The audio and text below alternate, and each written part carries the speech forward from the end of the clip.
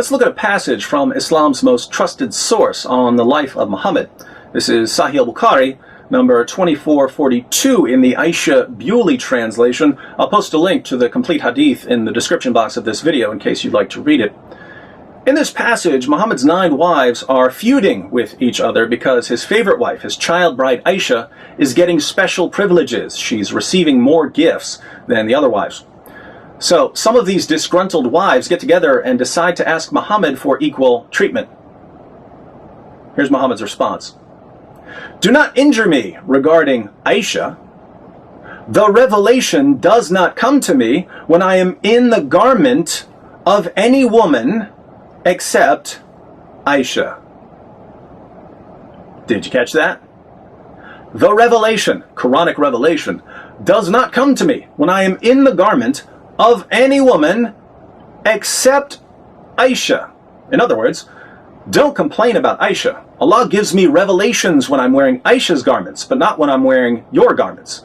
So Allah obviously favors Aisha over the rest of you. Now stop asking for equal treatment. This hadith raises a lot of questions, among them.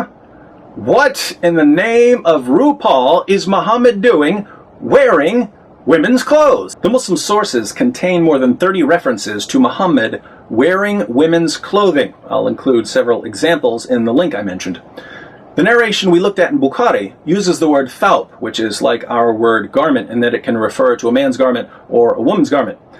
But in context, it's the thawb of Aisha that Muhammad's wearing. Pretty creepy. Some of the sources, however, including Sahih Muslim, say that Muhammad was in Aisha's mirt, which refers specifically to a woman's garment, more like our word dress. So all this rubbish that David Wood has said is incorrect about the word thawb. Thawb can mean a garment, clothing, or it can mean a covering or a blanket.